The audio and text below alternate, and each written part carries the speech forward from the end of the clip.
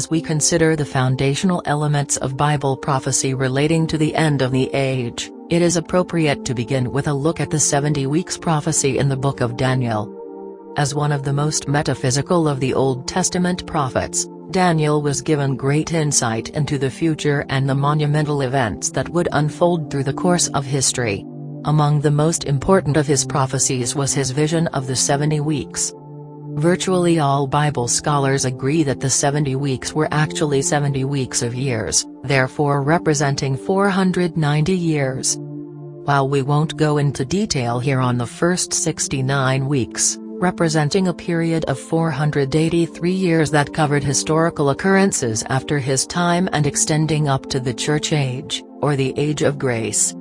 In that period, Daniel accurately foretold that there would be a number of great empires that would arise.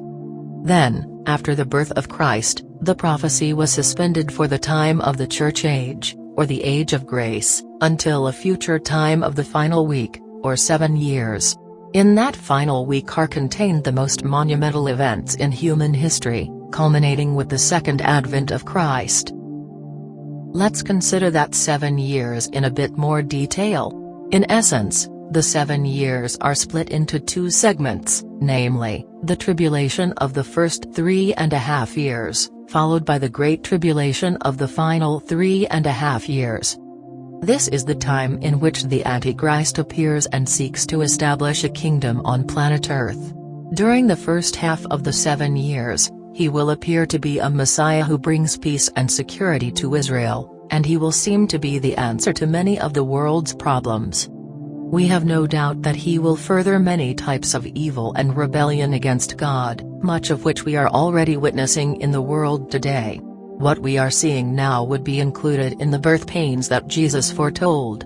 This will increase in manifold ways during the first half of the 7-year period. And then, at the midpoint of 7 years, the Antichrist will declare himself to be God, and will commit an abomination that causes desolation, as the Bible puts it. From that point, the world truly spirals out of control, as the Antichrist makes war upon any and all things remotely connected to the living God.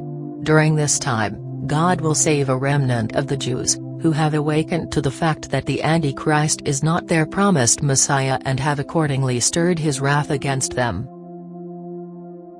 Many people see in Adolf Hitler a type of Antichrist, as he was initially welcomed by the Jewish community in Germany, and then turned against them and sought to kill them all.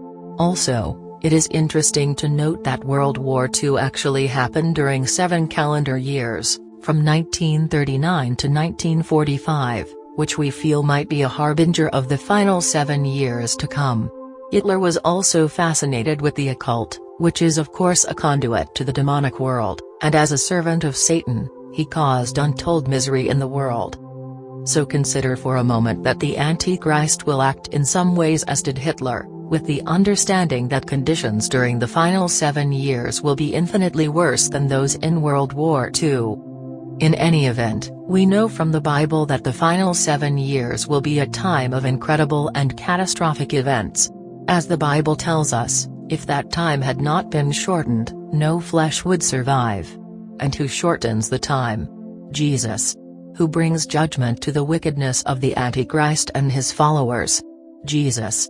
Who comes to restore the world to a state of harmony and peace? Jesus. So let us ask ourselves, are we near to the time of the final 7 years which conclude the current age? We think the answer is a resounding yes. As we observe world events, we cannot help but see an acceleration of the conditions that will prevail at the end of the age, just as the Bible teaches. We cannot escape the fact that there is a convergence of the exact events and trends we are told will occur.